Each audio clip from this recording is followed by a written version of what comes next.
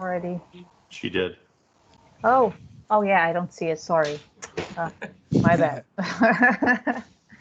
Yeah, I'll catch up with you, Cello, on that. So I don't know what's going on. That I can't see the chat. All right. Okay. Can you see my slides? Yes. Yes, they're up. Okay.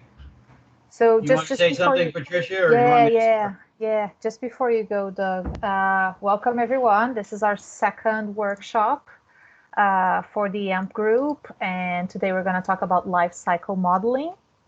And Jenny shared a link in the chat to our mural, and because our time is very limited today, what I'm going to do is ask you if you have any questions.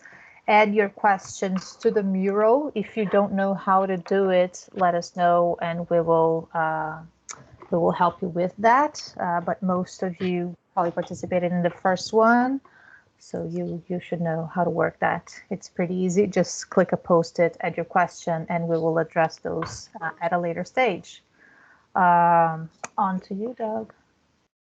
All right, good morning. I'm going to be talking for a few minutes this morning on life cycle modeling of assets. And I'm going to talk about a computer program that we're in the midst of developing to do what we call our future funding needs assessment or future funding needs modeling. And it's really life cycle modeling of assets from sort of cradle to grave. It fits within our asset management plan framework. We have built our asset management program around the 5 core questions and 10 steps that EPA has taught for years here in the US. On the right of this is our typical table of contents for all of our asset management plans. And you can see that our future funding needs assessment is always chapter 8 in the AMP. And it's a culmination of all of the work in the asset management plans, from understanding what we own to the service levels, the risk profiles across the assets, our best O&M and CIP strategies, and then our collating all of those, both capital and O&M strategies and costs into a projection of what we need to spend on any given asset or any group of assets moving forward. So we're working with a company in the Bay Area now called AIMS, Asset Information Management System. And that's the only plug I'm going to give the company, but that's the name of the software and the company. This is a screenshot of our login to the program. And with the program, we have the ability to essentially capture all of the information across the life cycle on our assets and produce a graph such as you see down on the bottom right, which is a projection of future needs or future expected expenditures across the asset portfolio. This is a screenshot of the program. We start with building the hierarchy for the assets into the program, and you'll see on the left that there's sort of a menu, if you will, much like your computer files on your program, where we can essentially describe the asset portfolio. And then against any given asset, this is an example for a water pipe, you can then go in and put in specific information about that water pipe or that pump or that valve to then model the characteristics of the asset as it goes through its life cycle and approaches impending failure of the asset. Okay.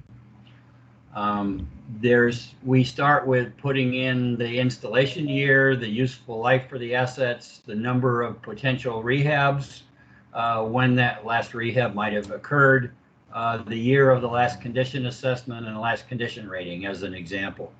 We put in information about risk. The model will actually calculate the likelihood of failure for us, but we put in information on the consequence of failure and use risk as one of our triggers in the model.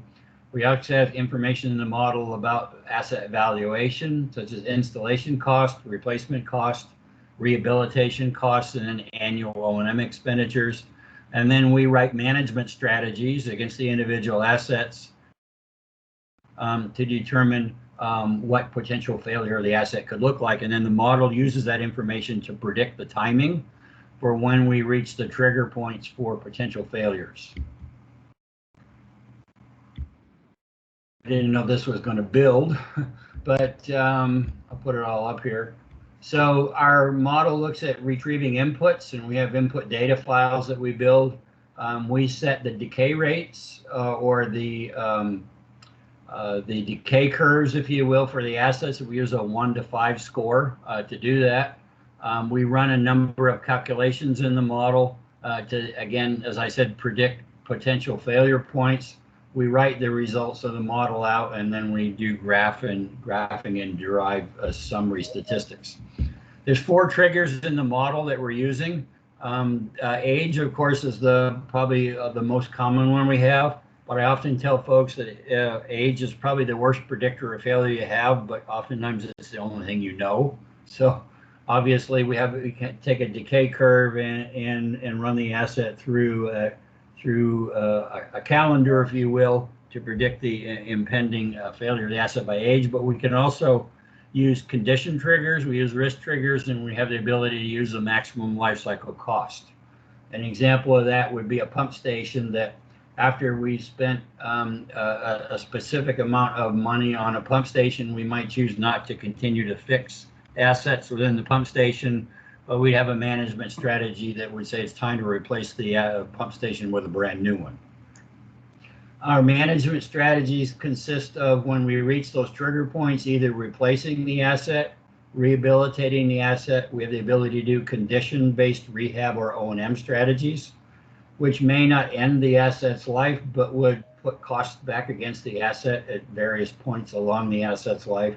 We have time-based rehab O&M, and we can, in fact, abandon the asset and put a completely new asset in the model in the asset's place. Our asset portfolio is fairly large. We have approximately 600,000 assets in the asset portfolio. There's $11.5 billion in current replacement costs. And we've divided our asset portfolio up into 17 groupings, if you will, only for the purpose of building input data files. It didn't make sense for us to have an input data file for the model that had all 600,000 assets in it. So these are the categories. Come again? So these are the categories that we're using. And we're currently doing testing on the model with 3 of these categories. We're doing pump station and tanks, we're doing the groundwater system, and we're doing distribution mains. So I'm going to get out of the file here. I know there was a question when I put the presentation together. People wanted to see the input data file, so I'm going to stop sharing, and then I'm going to share again. Can you see the spreadsheet? Not yet. Okay. Yep. So this is one of the input data spreadsheets of the 17 I showed you. Is for the groundwater system. Let me make this a little larger. Yeah, we're not seeing it, Doug. It's not coming through yet. Okay.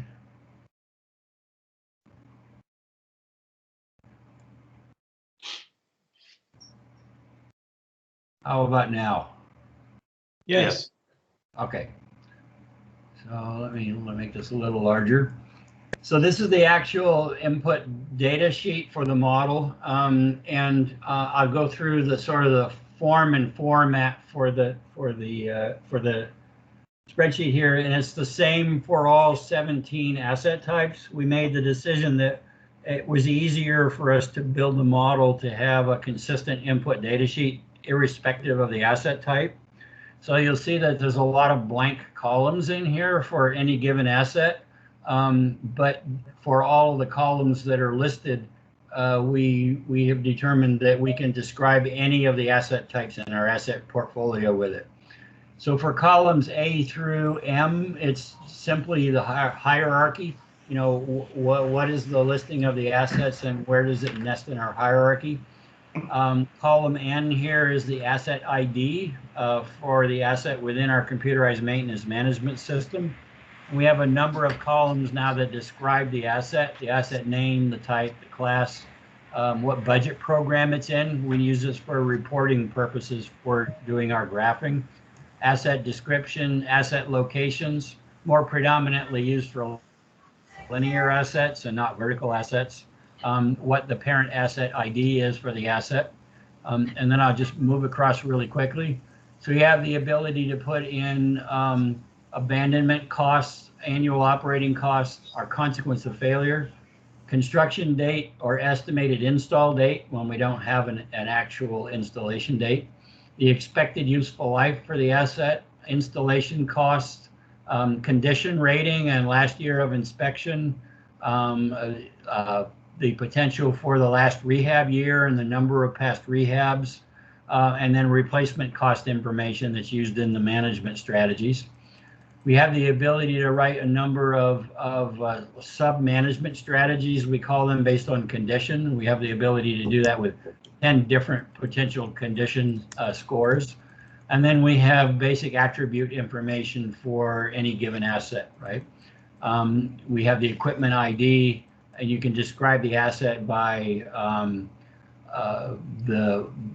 its weight, its manufacturer's type, its its length, its the length of the units, and so forth. So I won't belabor this, but we have the ability to adequately describe all of the asset types within the asset portfolio, and then input information. So I'm going to get out of this and don't save, and then I'm going to go back to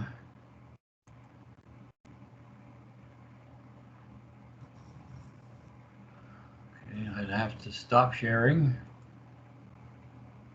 and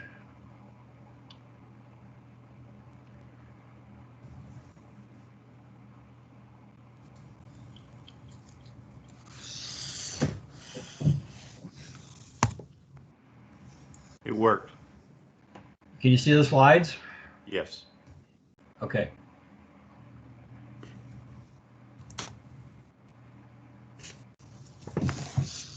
So within the model, we have the ability to calculate a probability of failure versus our input consequence of failure. We have the ability to risk rank our assets to do risk profiles.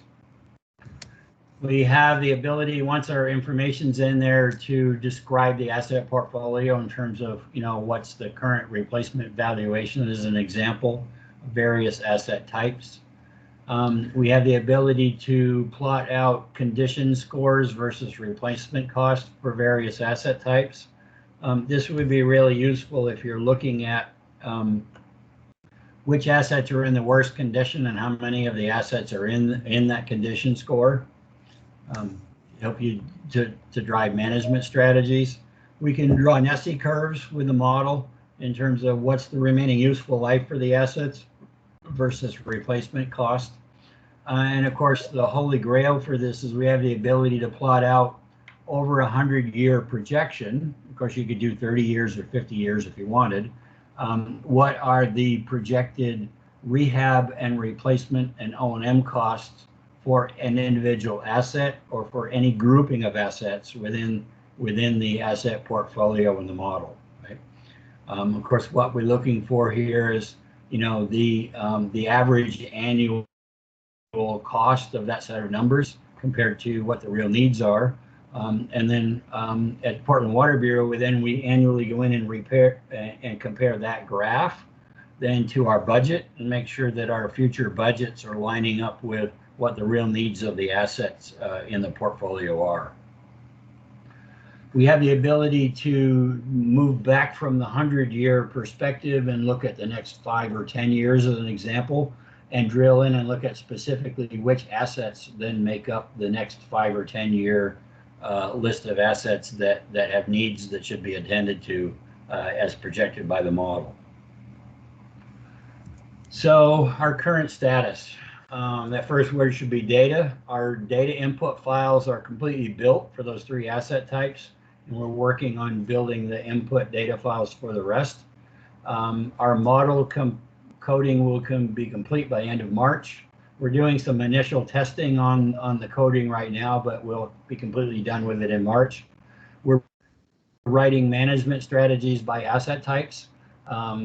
Jonathan's going to talk a little later this morning about his pipe modeling they're doing in Tacoma.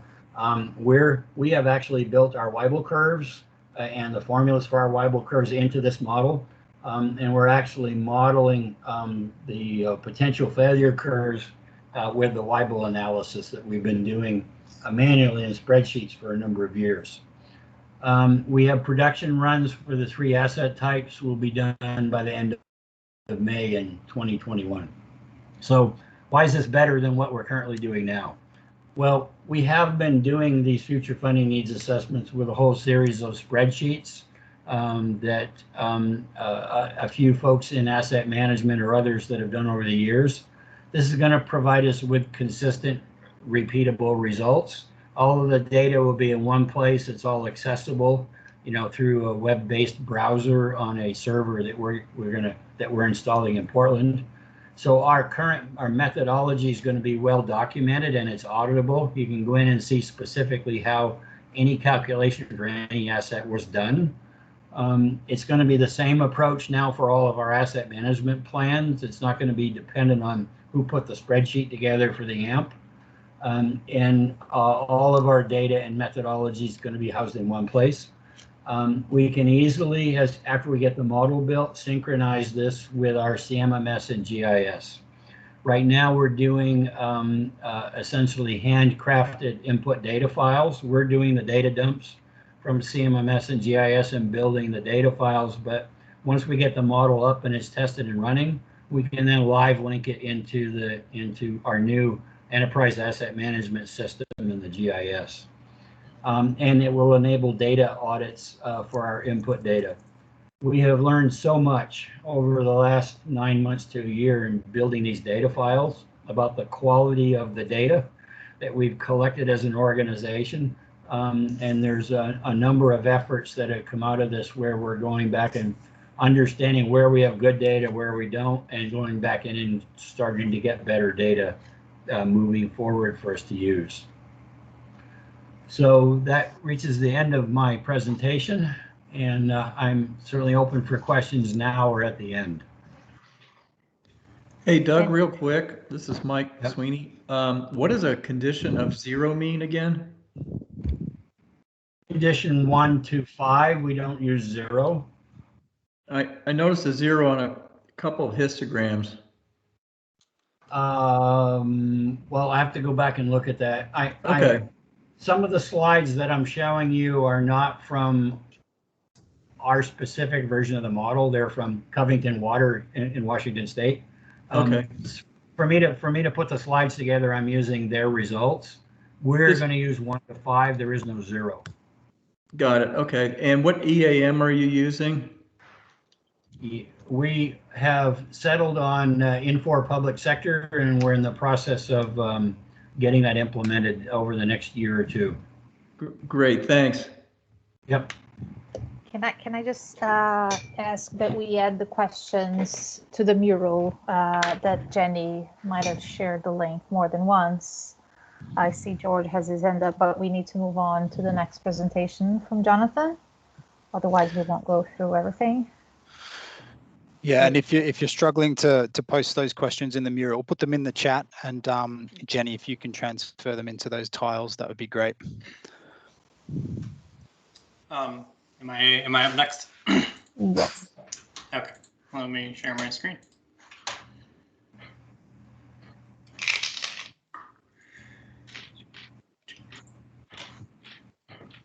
All right, can everybody see the presentation? Sure, okay. Yes. Awesome. So I am talking about our distribution main economic model with kind of a focus on the budgeting process. This group has seen other people do similar models. I think everybody's familiar with like the Weibull curve and likelihood times consequence, risk calculations and stuff like that. So I'm mostly talking about how we use our model to budget. So just outline, I'll talk about the model a little bit, talk about the budget process, and then show how we kind of developed a 10-year CIP from that. And then I have a bunch of supplemental slides. So I'm not sure if this slide deck has been shared out widely or not, but most of the slides in this deck, there's 53 slides. I think I'm only going over the first 20 something. The rest of them are supplemental. So, feel free to browse through those. It gives a little more detail to what I'm talking about today.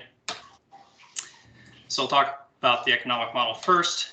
So just really basic, we do calculate the likelihood using the Weibull curve. Originally, when this was built, we did this for all of our different asset classes, but we really kind of focused on the distribution main one and developing that. It was built out in Excel, and we're still using Excel kind of as a dashboard, but we've moved beyond that in terms of data storage and stuff like that. But essentially, it's calculating the risk cost over time, and then comparing that to the replacement cost. So, once the risk cost exceeds the replacement cost, it's worth doing. So that's kind of your life cycle, right? Kind of like what was said before, age is not a good predictor, but it's built around age. There's a lot of other factors we put into it though, which kind of changes the shape of that curve. So this is just a picture of one of our outputs in the Excel spreadsheet. This is the other picture of the Excel spreadsheet. So this is showing, so we have two pieces to this. One we call the economic model, which is calculating the risk and consequence for each pipe segment. So each pipe in our Esri has an ID, and has its own calculation. The other piece is, I'll get to a little bit later, is called our MAD module, or multiple asset decision module, which we use to develop projects. So this is the economic model, just each asset ID calculated out. It's a pretty large table. You can't see everything here, but over on the right hand side, there's likelihoods of failure for short term, long term, stuff like that. This is another, so like I was saying, each specific pipe segment has its own calculation. Each of them are adjusted slightly differently. So this is a very small galvanized mains end of life. We take into account not just age, but we take into account break history, soil types. So if there's like corrosive soils, and that impacts the pipe, road type, a lot of different characteristics we pull in from Esri. This is just showing how we've built this. So Blue Wave is our Esri tool, is what we call it. So we'll go into there to create projects. So what you see here is the We Are Here is the Tacoma Public Utilities campus. And then we can grab a bunch of main segments together and create a project out of it. And that's home built. So we have our own Esri team, and they put that tool together for us. And once we grab it in there, we pull it into what we call the MAD module. And so this takes a look at the project as a whole, so all the segments together. Most of our projects, and I'll talk more about this later, but are what we call partner projects. So we're not driving it, so it's not our asset lifecycle necessarily that's driving the project, but City Tacoma Public Works or our sewer department will come to us and say, hey, we're going to do this project in this area. Do you want to share the costs of restoration and replace your main at the same time? So we're taking a look at cost savings through partnership and how that impacts the economics on each of these main segments. So we'll pull the project into here, kind of put in those assumptions, say 50% restoration savings, so we're only paying half the cost. For repaving, there's efficiency savings, if you have to excavate one trench versus, 2 trenches at different times. If you're replacing 1,000 feet of main versus, 20 feet of main.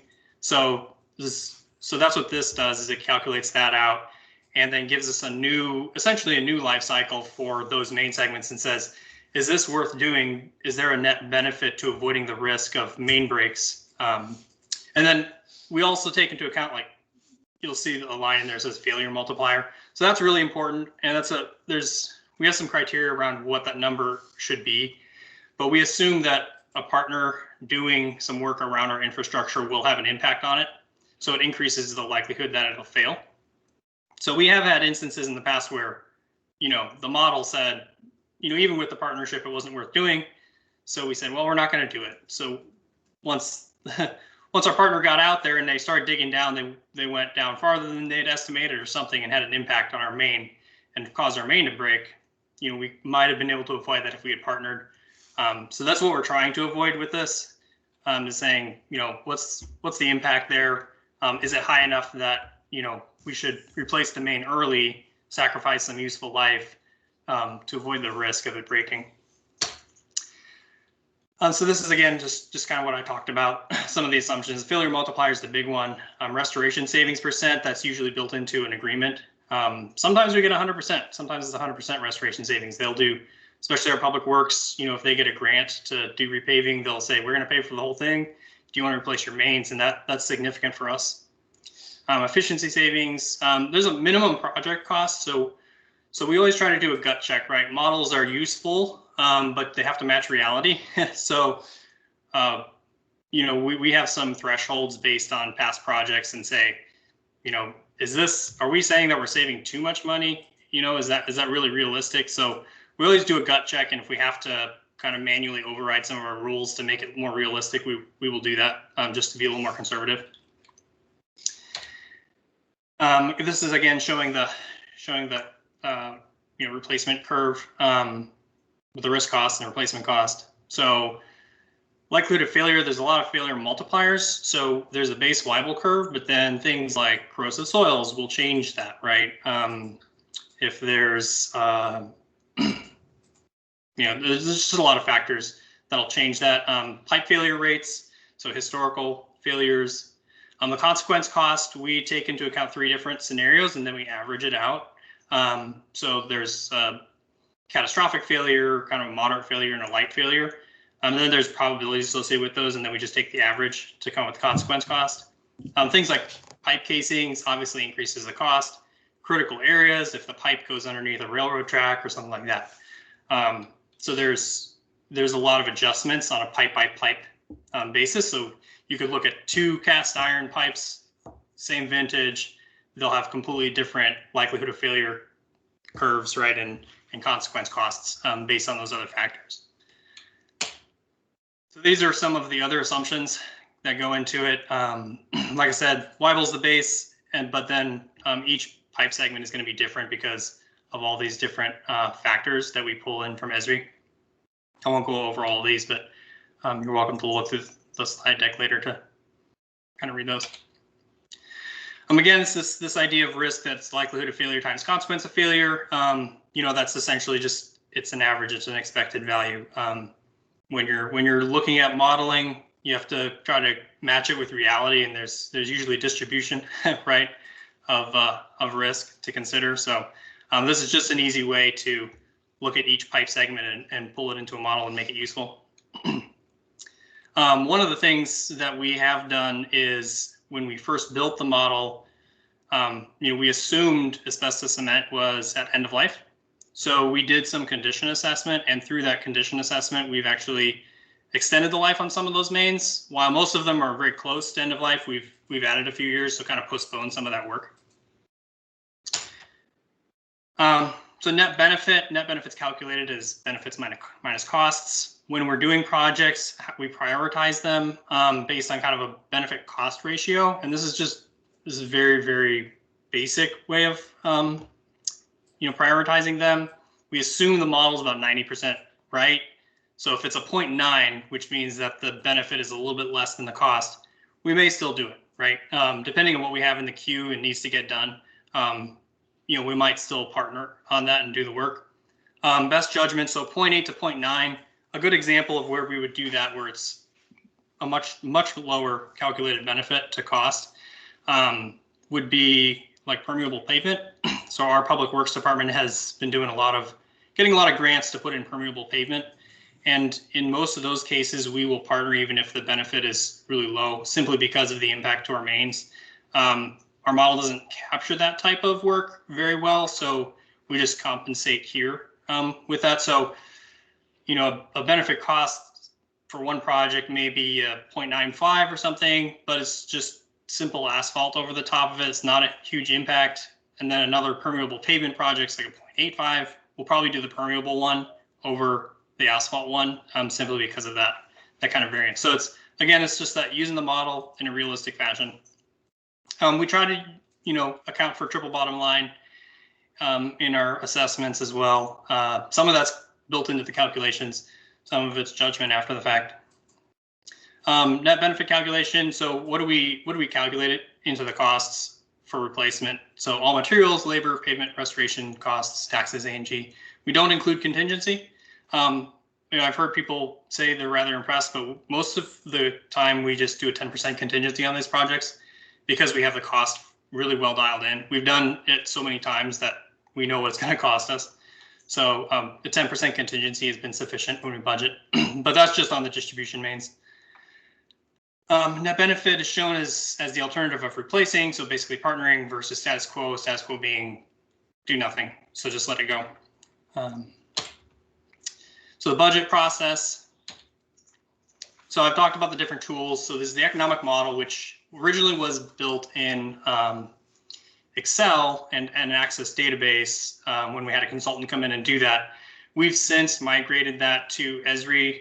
So we still use the Excel as kind of a dashboard, but we use Esri and SQL Server database, and then move the data around and calculate it using Python. So that's kind of the background tool. The Excel is just the interface. Most of our projects are coordinated projects of opportunity. Our life cycle for our distribution mains shows that asset class is a very, very low risk for us. So usually we're not doing projects that are self-driven. Every once in a while there's one or two, but most of it's partnering.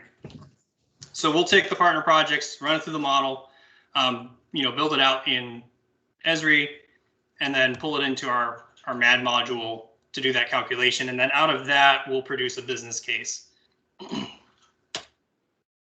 So again, this is just similar, looking at it from a different perspective. There's three different really ways that we look at it. There's if the model's driving it, projects of opportunity that we've planned, and then our projects of opportunity unplanned, because a lot of the times, we'll create a budget. Our budgets are biennial budgets. And partners will get grants that they need to turn around in 6 months. So we got, I got like 3 yesterday where they were asking, hey, do you want to partner on these projects for this biennium? We've already submitted our budget. They're not included. So what I've done this last time around was we created a program budget rather than for each individual project saying, please approve these dollars to do this main replacement. We created a program budget and said, here's what we know right now. Here's the contingency on it. Based on the criteria of benefit and cost, we'll rearrange this throughout the biennium as other opportunities arise. So our management team liked that idea. Our financial group sold that to our board. So that's kind of the way we're managing it now. So we kind of have this bucket of money that's estimated based on the projects we knew at the time and based on historical expenditures. And then we kind of shift and move stuff around based on priority and as stuff comes up. So, with COVID especially, a lot of projects we thought we were going to do this biennium got pushed out. So other smaller ones are kind of creeping up and taking that place.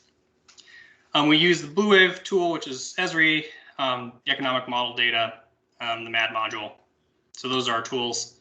The process is we create the business case, prioritize the list, that gets approved.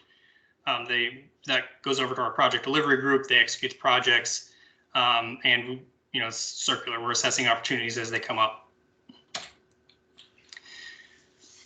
So for past project selection, same economics. Everything's run through the model to kind of evaluate. For pipe segments that are at end of life, we look at the next 20 years and see if we need to budget for replacing those. Projects of opportunity, unplanned projects of opportunity. Sometimes it's regulatory stuff. So we have a lot of franchise agreements where maybe the economics don't pan out, but we just have to do it because it's contractual. So we'll take a look at that too. And if we're going to dig into the ground, we want to run it through the model to see if there's anything nearby that's worth kind of expanding on. So just kind of that efficiency piece. We already talked about the benefit cost ratio, engineering judgment, triple bottom line. We try to update the model regularly. We try to take into account new break data and integrate that, do some assessments based on, where the breaks are, if we're targeting the right main segments and stuff like that. This is good intern material. So when we hire interns over the summer, it's nice to have them kind of sift through this data and information and see if they can come to some conclusions about the model. So this is our business case. We at Tacoma Water use a business case form, which was put together. It's fairly extensive, talking about alternatives and stuff like that. In this case, we've been able to kind of whittle it down. So that business case form we fill out is just for the program. And then for each individual project, it's just this 4-pager. So we have one page that's a map of our system, kind of highlighting the area that the project's in, zoomed in map of the project extents, the output from our MAD module, and then a list of the main segments that are being replaced. So this is what we present. It's very easy for a manager to pick up and go, oh, okay. I mean, the economics are going to be similar across them, right? So once they know how it's done, it doesn't make a whole lot of difference to go into detail about every individual project. So looking at CIP, this kind of translates out. This is forecasted. We've targeted and assumed kind of a 300-year replacement cycle for all of our distribution mains. So that assumes a kind of a minimum replacement rate every year. So based on that, historical spending, whatever's forecasted to come at end of life for in the model, we kind of put that out here. I won't go through all these, but there's franchise required agreements. Proposition 3 and Proposition A is just our public works department repaving some projects. We usually get like 3 months notice on those, and they tend to be very small as well. So we don't know if we're going to partner or not until they come up. So we budgeted a little bucket of money for that. There's Sound Transit was an interesting one. That was kind of a franchise required agreement. They're putting in a light rail in Tacoma. We had to remove all of our cast iron main and put in plastic pipe because of the electrical current. And then you'll see the largest portion there is, of course, the projects of opportunity where we're partnering. This is looking out at the next 100 years. So based on the model and life cycle, there's a bow wave there. There's actually an even bigger bow wave beyond that out in the like 200, 300 year range. But this is, 100 years, we'll all be retired by then. But looking at if you were to spend the money when the pipe comes to, end of life, how much it would cost versus annualizing the cost over time. So taking a look at that red line, if you budgeted and spent that every year, you would replace all that main instead of spending, this huge spike later on. This is kind of looking at the model so we did this 4 years ago, 2016 as well. And so as you see, we do condition assessments, we recalibrate the model, test our assumptions. You can see it shifted a little bit. Couple interesting things is, some of those mains got pushed out further. So the life cycle got pushed out a little bit. Also, the annualized cost for, in 2016 was a little bit higher than it is now. So, some of our replacements, I think we've been a little bit aggressive in the last few years. So, we've been able to drive that down a little bit, but that might change in the near future. So some notable dollar values, looking at this at a portfolio level, here's our annual budget request, how much we're asking for this this biennium. So by this biennium, I mean 21-22. The total replacement cost is almost $2.5 billion to replace all the distribution main in the system.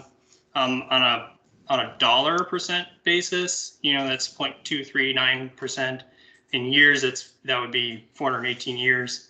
Obviously, that's not exactly a good way to estimate it. So I do the same thing in length values. So we're replacing 4.25 miles this biennium. The total system is 1,271 miles. So that's, replacement of 0.33%. That's about 300 years. So this biennium we budgeted, essentially the minimum replacement rate to do the 300-year cycle. Compared to other people or other utilities in the industry, we do have a fairly low replacement rate. We also have a very, very low break rate compared to a lot of other utilities. So this being a low risk asset class for us, there's not a lot of emphasis on it. But of course, we want to be forward looking. We don't want to just drop it all together. So we are, targeting that minimum.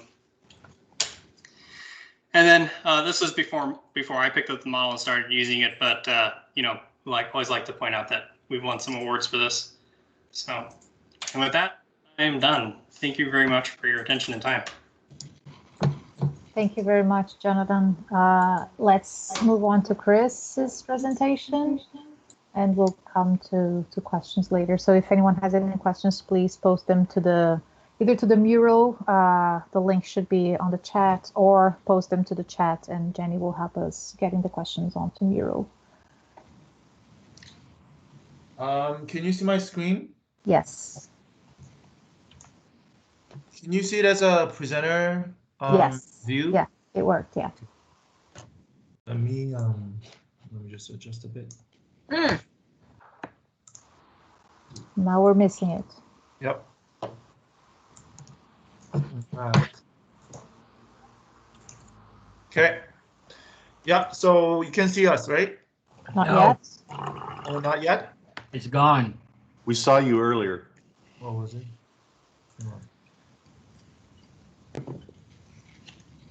There you go. See? There it is. Yeah. Yeah. Okay, so yeah, thanks for this opportunity. I will talk about the asset replacement cost.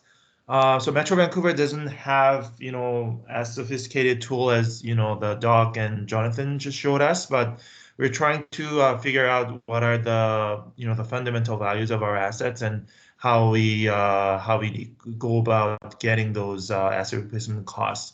So we hired 2 separate consultants for 2 different projects related to asset replacement costs.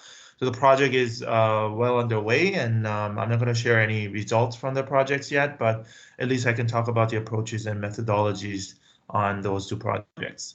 So I'll start with just a brief intro, both to Metro Vancouver as well as the asset replacement cost concept. And part 2 and 3 are about those approaches that we're using to get those replacement costs for vertical and linear assets. Excuse me. So Metro Vancouver, we are in Canada, Burnaby, BC, Canada. We're just about 150 miles north of Seattle. We're serving 2.7 million people in 23 member jurisdictions. We provide services in liquid waste, which is wastewater and water. And those 2 are the key sort of utility services, but also we serve the region with, solid waste, the parks, housing, and air quality and climate change services as well.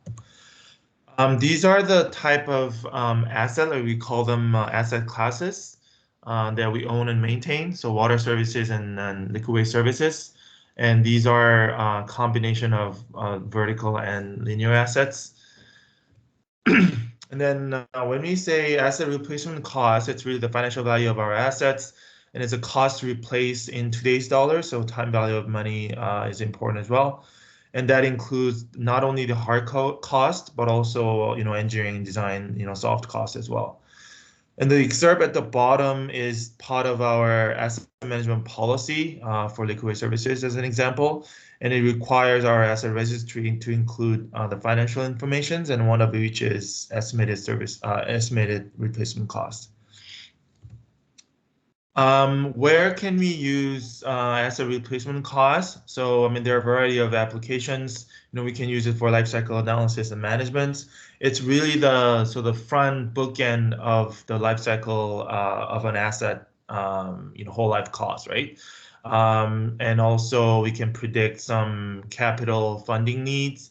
That's the second bullet, investment planning forecast. So we have a similar tool as what Doc shows about how to forecast our future planning of investment needs. It's a more elementary, but we still use it as a sort of decision-making and supporting tool. The third bullet here is asset management reporting. So especially with the asset hierarchy, we can roll up the condition and criticality informations from asset level to the sub-facility and facility level, or move down as well. And then we use asset replacement cost for asset management surveys and benchmarking initiatives. So we periodically participated in, the Statistics Canada survey, AWWA benchmarking, where it requires us to submit a replacement cost of our departments. And then tangible capital asset. This is one of the accounting requirements. So we have public sector accounting boards. It's basically accounting regulations in Canada that requires to maintain the tangible asset list and the cost based on the deterioration that's predefined, and there we can use the asset replacement cost as well. This is just one example of how the replacement cost can be useful. So this is our sort of snapshot of a decision support tool, Excel based, and it basically shows how the condition can go up and down based on the funding injection. So if you look at the graphs at the bottom, the red line indicates the condition scores if we don't spend any dollars to our system, so it will just deteriorate. But then if we inject certain dollars budgeting injection, then we can have that green lines. So we can, using this tool, we can do some sensitivity analysis, and above graphs you can see the condition distributions based on that funding injected. So we can do some sort of a scenario analysis, sensitivity analysis using this tool. And fundamental information for this type of tool is the replacement cost. So that's the end of part one. Part two is about the vertical asset replacement cost projects. So we hired GM Blue Plan, which is one of the Canadian consulting firms in asset management, and they sort of help us get to where we want to be in terms of getting the replacement cost for vertical assets. So project objectives is to augment, support the asset registry. The valuation information can support asset management process, planning process, capital planning, some asset management practices and tools, including decision support system, which I just showed you earlier, and also repeatable standard replacement cost collection exercise is feasible, because right now, like, it's sort of an ad hoc analysis every time we get a survey, the benchmarking. So it's a bit challenging to tell both the internal and external stakeholder that this is our replacement cost for our assets. And also the developed methodology to update replacement costs. I mean, it's a sort of still it's a snapshot as of, say, the project completes this year, then it's a snapshot of 2021, but we want to have a sort of business process and tool that allow us to update that costing information in the future. So project scope for this project, and this is a table that I showed you earlier. And these red highlighted asset classes are part of this scope. So dams, pump stations, and reservoirs under water services, pump station, odor control and corrosion control facilities, and then sanitary sewer overflow storage facilities. So the 6 asset classes are part of this project scope, and total 87 facilities between these 6 asset classes. And also, we are developing the replacement cost in 3 different levels. So one is the entire facility as a whole. So if the entire pump station has to be replaced, what's the cost for that? And also the down in the hierarchy, we have sub-facilities and then the assets, individual assets in isolations, and how much it would to replace a pump, just one pump, for example. And that way we can calculate the percentage of the entire facility as replacement cost for that specific asset. Okay, and more sort of detailed approach. So the diagram on the right is a part of our asset hierarchy. So we have facility, sub-facilities, and assets. So facility is as certain pump station. Sub-facility, we divide that pump station into 6 different process units. And below that, we have, assets in pump 1, gate 1, pump 2 under process pumping and piping sub-facilities. So having that in mind, for the facility, we are doing some sort of a top-down modeling using key facility attributes, such as capacity, horsepower, number of pumps, size of the building, and then also number of buildings in the site. And then we calibrate the cost data using location factor and inflation factor, which I'll show in the next few slides. And then sub-facilities and assets.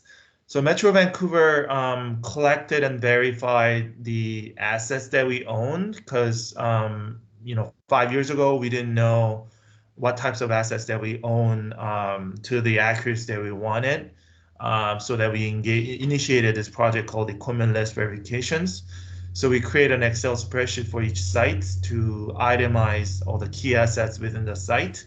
So for this project, we provided that template so that the consultant can fill in the replacement cost for each and every line items, which are individual assets in that facilities. And also, they define the parent asset versus children assets. So, for example,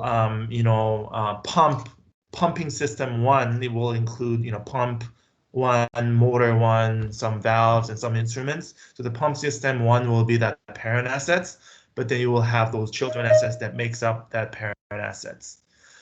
And also, once we have the asset replacement cost at the asset level, we can roll it up to a sub-facility to get the sub-facility cost.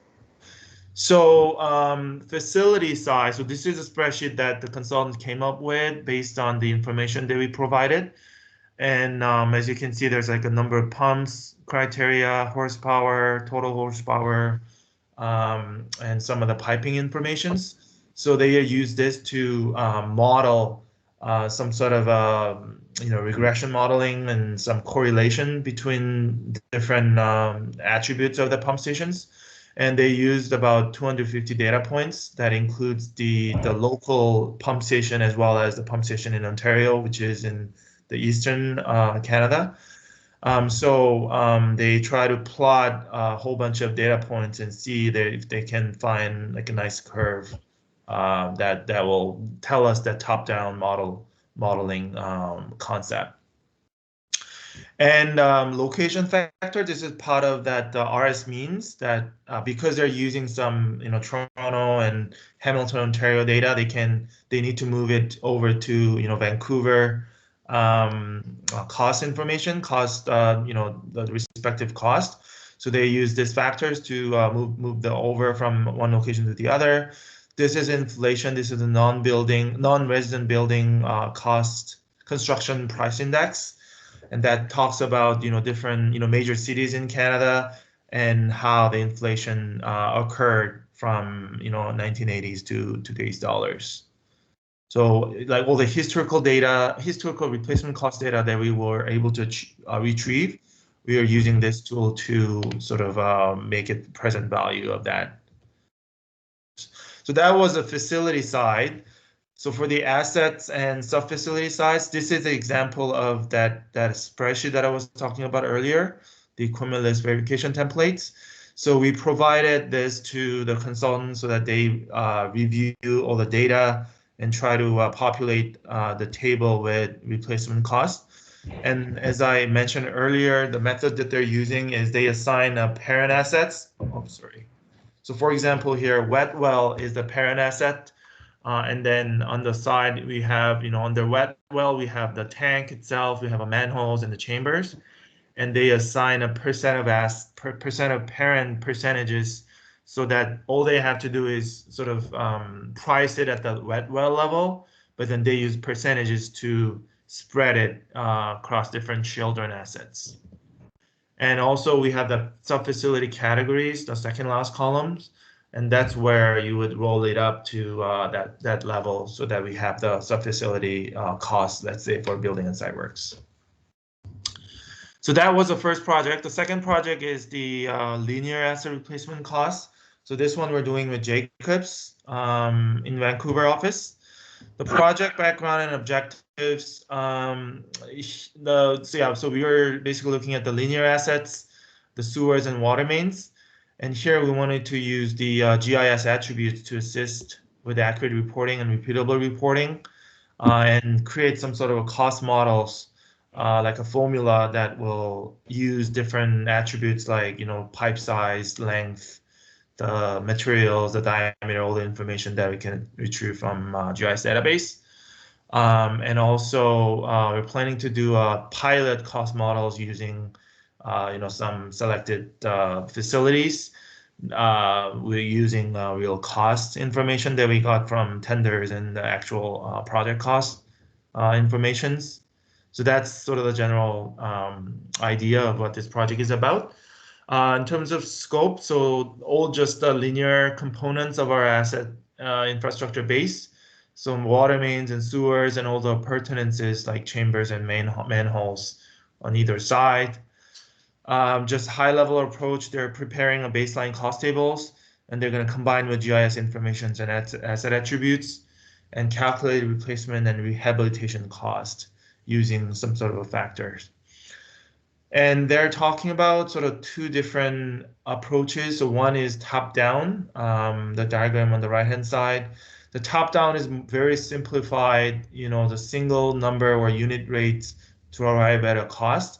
Whereas bottom up, you're using a bunch of different attributes in GIS, and do some sort of roll up of that information to come up with a cost. So they're talking about the both approaches made sense and provide some benefits. So we're going to use some sort of a hybrid approach. But if available, they were sort of trying to use the bottom up more frequently. And if the bottom up information is not available, that's when we're going to use top down approach. In terms of input, so we're at a stage of reviewing this input tables with the subject matter experts in the organizations. So Jacobs prepared this table for us to review and provide comments. So for sewers, they broke it into gravity mains, force mains, and manholes in green bars, and all these GIS attributes that we have in our systems, in our environment. So I just circulated this to SMEs so that they can review and provide comments. And a similar table for water mains. And obviously Jacobs did some similar projects with other utilities. So this is one of the examples from another organizations. So they do have the expertise to help us on this. So we're very excited to see the outcome of these projects. This is the last slide, just general sort of project challenges. So data accuracy and gap, that's the first and foremost challenges, especially as I talked about that ELV template that has all the key asset informations. That project is already a couple of years old. And in the meantime, we had new assets added in, new facilities added in, and we don't have a good process to keep track of the most, recent up-to-date asset informations. So that's a big challenge. And validation with real project costs, that's another challenge because all the tender or the pricing information that we got doesn't really have the right breakdown so that we can do sort of a one-to-one match to our model. Like we usually have the cost for the entire facility replacement cost, but not necessarily individual assets or at the individual sub-facility level. So that's another sort of process that we need to develop. What sort of information and standards and template that we need to provide to contractors so that when the project is completed, we get the right information at the right time. Asset identification without ELV template. So not all assets in that 87 facilities list had ELV template. So we had to provide a whole bunch of, initially they wanted to come out and do some site visit, but because of COVID, we basically did all the work in the virtual setting. So we provide a lot of photos and drawings so that they can sort of itemize the key assets and pricing based on that. but it was a big challenge because I mean it's never the same that you basically estimate the size of it using the photos and stuff was very challenging. And then last but not least, for the linear asset project is the GIS integration piece. So this will be a separate project. So what Jacobs is doing is to collect that requirement, so that formula that will fit into our GIS environment. So that will take some time and also effort. And I'm sure we'll find a lot of gaps in terms of the required attributes that SME is asking for versus whether we have that in our GIS environment. So that will bring some challenges there as well. But we're looking forward to that challenge, and hopefully we can resolve it in a reasonable manner. That's the end of my presentations. Any questions? Cool. I think that we've noted a couple of questions definitely against your presentation, which we've picked up in the mural, and that goes for Jonathan and Doug as well. So let's pick those up ahead of the workshop. I've just had a chat with Pat because we were going to present on Team 200 next, but because we've got 25 minutes left of this session, we're gonna halt that presentation and get into the workshop instead. So apologies for Darren Matthews who's joined to go through that, but we'll pick it up in a future session just to complete it. But let's make use of the workshop time now. Okay. Richard, this is Doug. Hey, Doug. I started to answer some of the questions in Mural, and I noticed when I was doing that some of the questions were disappearing. So on my presentation, if you had a question in there and you don't see it, please put it back in, and I apologize, but I guess I should have waited. No, that's all right. No worries. We'll sort through it. I'm sure it's fine, but thanks for doing that, Doug. That's we're useful. thinking about sharing the answers later, Doug, with the group. So yeah, we'll go about that. Indeed. Okay, so we'll move on to the workshop now because we've got 25 minutes. We've got about 5 minutes for each of the main sections that we're going to do. Jenny's done a great job in putting this workshop together, and we're going to follow a similar format to the workshop that we did just before Christmas. So if people want to select the link and get themselves logged in, and I will try and just direct you around the screen. But for everyone's benefit, there's a few things that I'll just run through in terms of how to use Mural. Okay, and I will. We've got 15 people on Mural versus 33 on the call. Yeah, so take people. Okay. Numbers going up. So we've got 16 people following me at the moment, which is good. So to add text to a post-it, all right, which you'll see displayed across the mural. All right, I'm in the mural at the moment. I'm going to share my screen as well, just so for those that might not be accessing it, you can see what I'm looking at. Okay, there we are now. Okay, so there's loads. A lot of the murals locked down at the moment, similar to last time. But what you'll find across the boards that we'll work across for the next little while is these post-its. Now, if you want to get a post-it, you can select the icon from the left navigation. So you'll see that on the left of screen. It's a little page turning tab. Patricia's over there at the moment. You select that item and then pick whether you'd like a square or a circle, etc. Okay, and you can drag that onto the location where you want to place the post-it. Otherwise, you can select on the map here, like I've done over on the right, and you can go Control-C, Control-V, and it will create a new one. Okay, so it's up to you. And the really quick way of doing it is just find a blank one or one that someone might be typing into. Okay, I'll just get you to follow me. Sorry. Just over here. So I'm looking at the green ones in this box at the moment. I'm just double clicking next to it and a green one will appear. All right, so you can practice doing that now and just create some blank post-its if you'd like. There's no drama with that because we'll use it as we go through the workshop. Okay, to zoom and navigate, all right, you can use the scroll wheel on your mouse. All right, so scroll down, it'll zoom out. and upwards, that'll zoom in. But also there's a small little map to the right of bottom right of screen, and you can see the percentage slider there. So that also helps. Also to the left, there is a small little hand symbol. Okay, I'm clicking on that at the moment. If I click on that, that then puts me into move mode, and it means I can navigate around the board.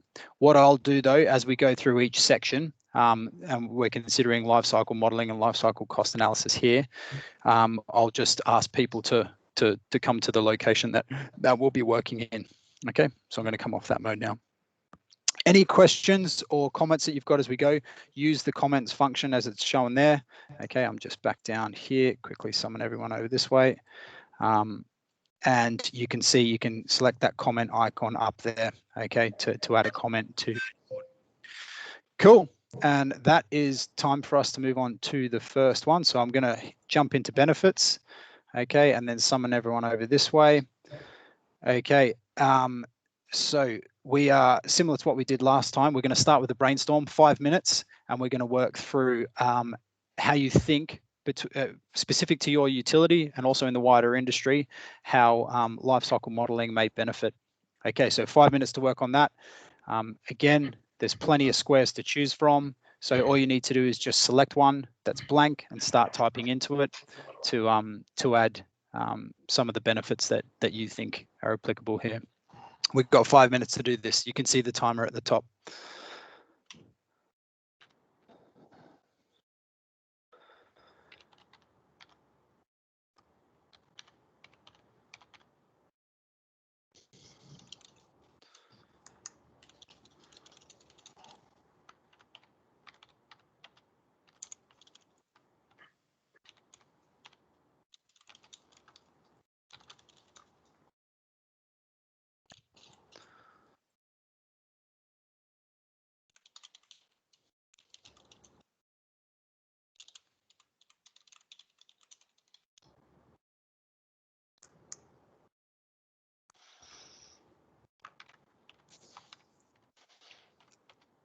Some good ones coming through. I see at the center we've got saving customers dollars. Certainly makes sense. Investment planning, supporting the long-term decision making rather than just focusing on upfront costs. Those are all really good. Okay, I think, yeah, a lot of these are probably going to be focused on the utility itself, the wider industry. Yeah, transparency of investment strategy. It starts to talk towards the wider industry having that awareness of those longer term life cycle costs for the sector. Cool, so we've got about 2 minutes left. We'll keep going with these ones. Yeah, communication's a good one as well. Okay, hopefully everyone's finding it okay. Just remember, you can, if you want to create a new tab, you can just double click under any of the ones that are already there or to the right of it, or again, select it from the left of screen.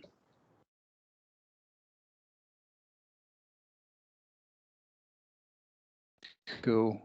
Okay, we've got about 1.5 minutes left.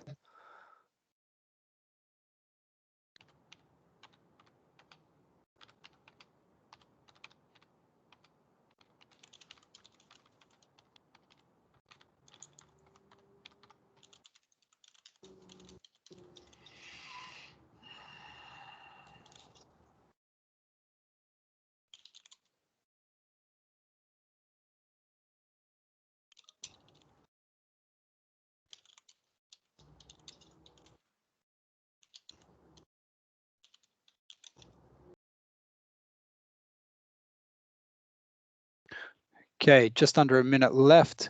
Was that 4 minutes that we had for that, Pat, or was it? Yeah, I put down 4. Cool. You can put one more if you want. Okay. No, I think that's all right. We've got a few more to go. So what we'll do at the end of this one, once looks like everyone's added there. Cool, there's some comments there. Just pick up on those. Communicate with customers. Okay, Duncan, I see you've added that one. So I'll just put it into a tab for you. So yeah, if anyone does see blank post-it notes, feel free to just click that and start typing, and that should get your comment on there as well. Look at that, I'm getting notifications and everything, Duncan. Perfect. Oh. Okay, no worries. So 5 seconds left. What we're going to do before we move on to opportunities, limitations, sorry, we'll go on to challenges next. That's the time up. We're going to just do a minute. And remember how last time we did a vote of what you think's the most value or most benefit to both utility and wider industry. So we'll set up a vote now. We've got 3 votes per person. So this is, we're on benefits, aren't we? And there'll just be 1 minute to do this now. So the voting session should pop up on your screen. What we're looking, just select three of the tabs. You just hit begin voting and then have a read of those that have been posted there. You've got 3 votes. All you have to do is click on the post-it notes that you think are of the most importance in terms of benefits there.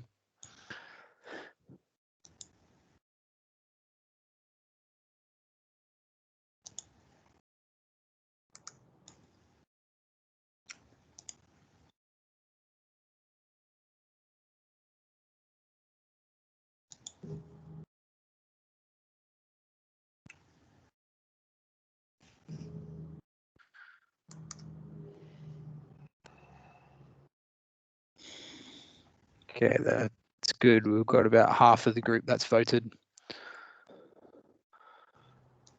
Nice, got about 10 seconds left. I mean, as the votes that we've got there will count, so that's good. If you weren't able to, don't worry too much. Okay, and I will end the voting session there. Okay, I'm going to end the voting session there for everyone. So no worries if you haven't been able to vote. We'll capture those anyhow. So yeah, that's good. 264. So plenty of votes came through anyway, which is great. All right, we can scan out the ones that that accidentally voted on blank post-its. Cool. Okay, that's first part done. We're going to move over to challenges now. So these were slightly out of order, but never mind that. I'm just going to summon everyone here. So we're in the we are in the tab that's next to it. So same as before, a little bit more straightforward. Just start to note down some of the challenges that we believe are associated with developing lifecycle modeling for your utility. Okay, or generally. So we've got 4 minutes to do this one. Yeah, I'm seeing data roll in already. I like it. This live capture. The stuff that you've seen discussed in those presentations comes through already straight away, and certainly talks to some of the questions that have been asked against each of those presentations too.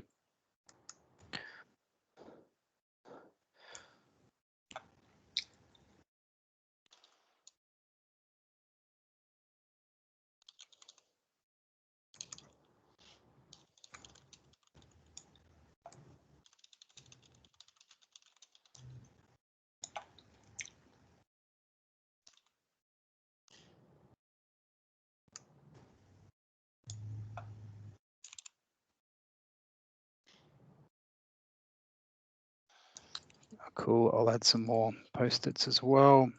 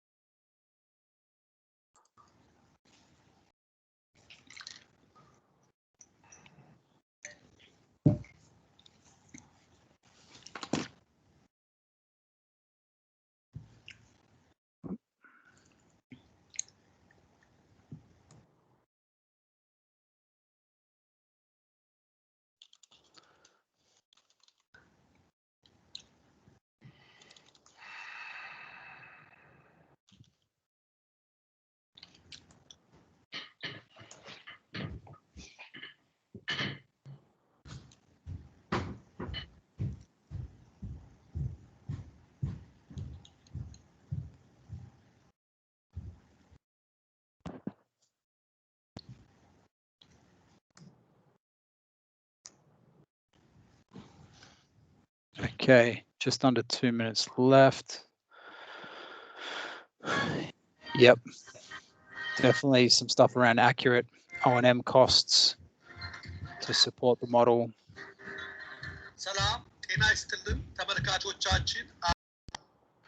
That's cool.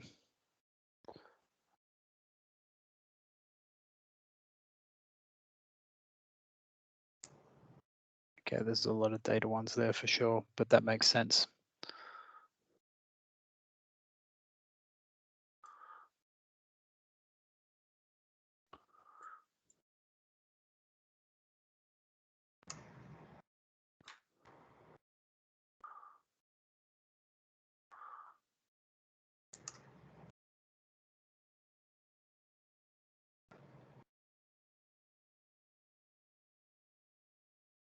Okay, just got under a minute left. So any final thoughts that you want to capture?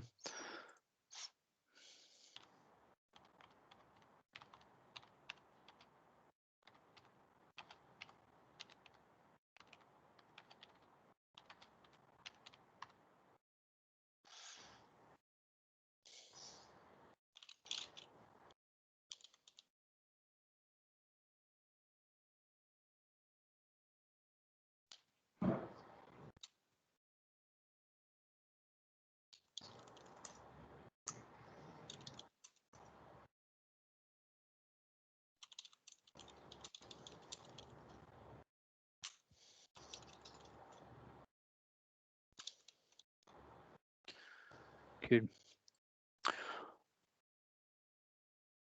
Okay, same as before. Nice, that one's just finished. So we're on challenges at the moment. Again, 3 votes for the top one. So we're going to do a minute for this one. Voting session should pop up on screen. Take a read, everyone. I'll just summon you once again.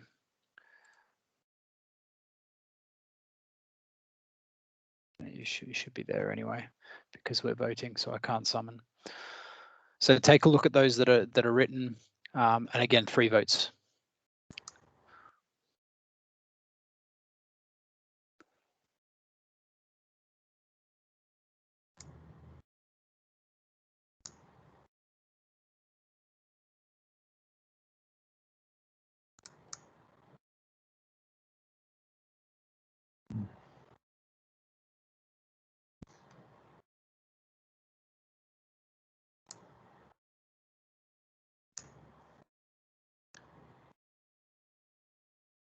Okay, I've had plenty roll in, which is good.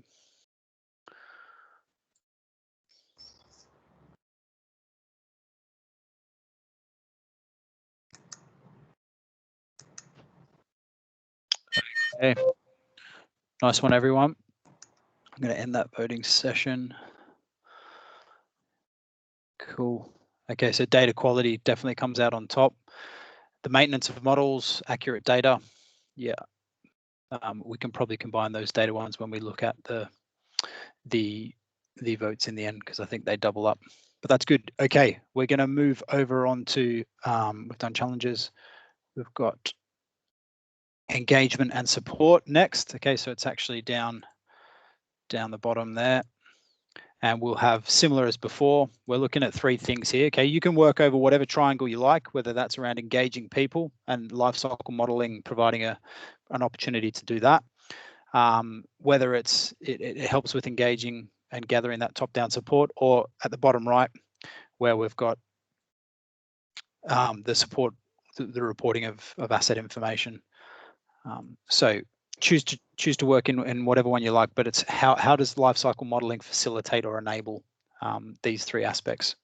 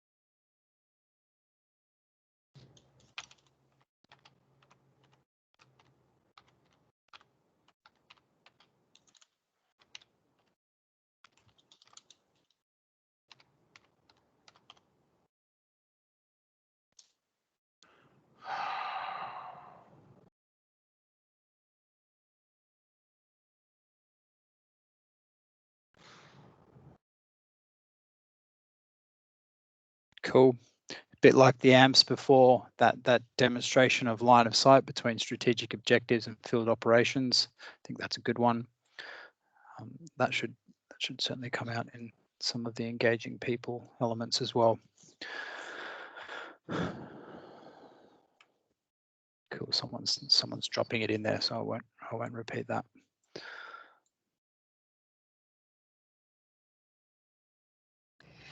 Okay. Some good suggestions for the reporting of asset information as well.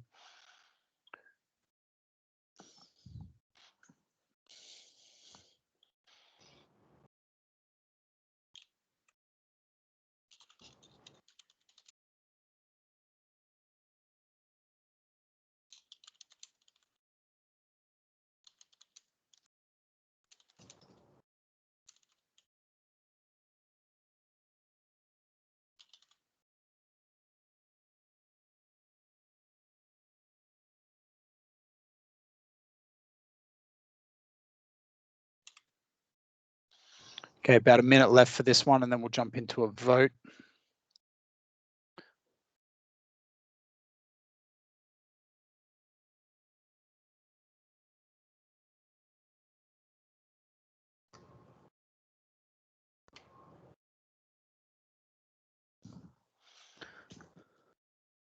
Okay, I'll just add some more post-its for those that need them.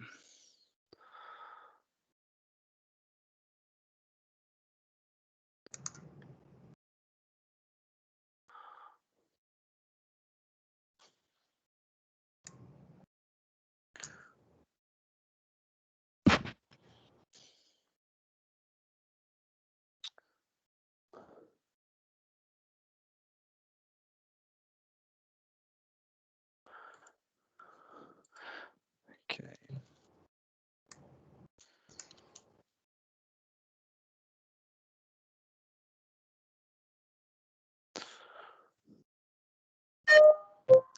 Okay, we'll wrap that one up there. And I'm going to get the voting session going straight away. So again, same as before, 3 votes again for this one.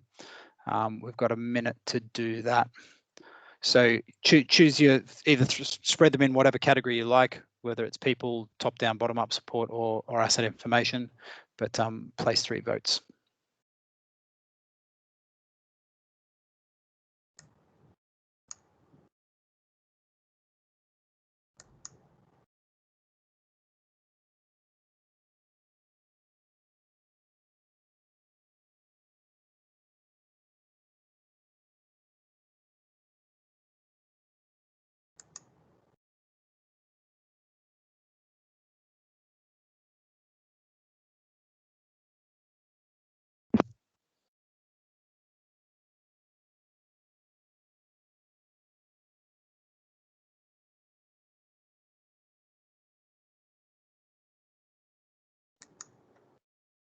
Okay. Nice work. I'll give it a couple more.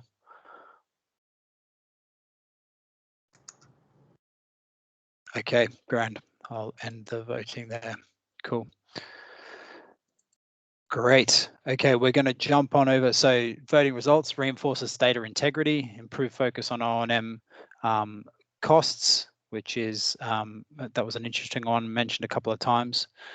And some different categories here in the 3 votes. So collaborate with multiple departments, information routinely used, repeatable and meaningful as well, which I know you spoke about that, Chris, in your presentation.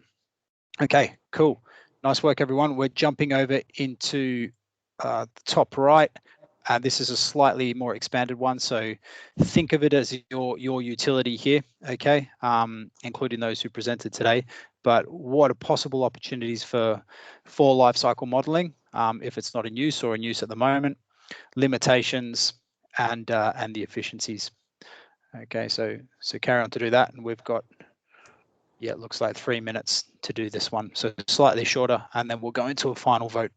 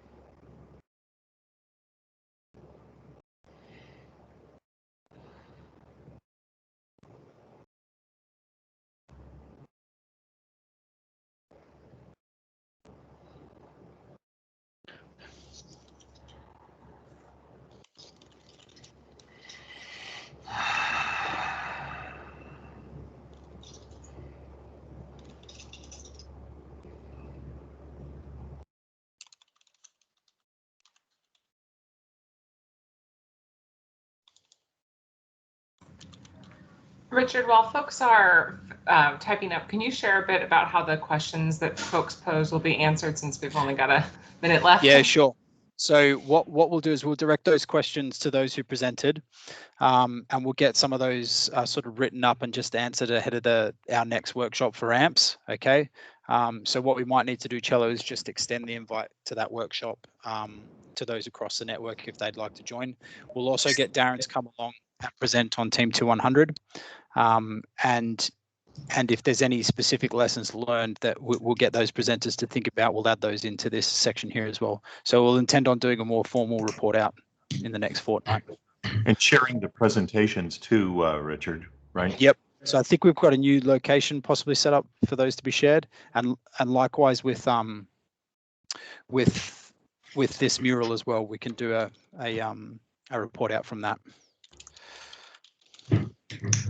Okay, I'll just get the last vote going, and what I will do is I'll offer up 4 votes for everyone here because there's slightly more categories, and we can get going on that now. So you should get the prompt, and this is the last one.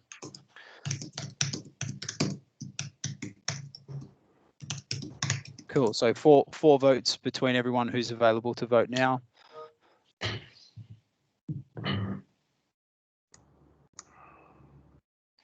I just want to mention, I put in my chat line, this is Cello, I put my email address in the chat line. There were a number of people on the call that I haven't communicated with before, and they're not on my roster list, which is fine.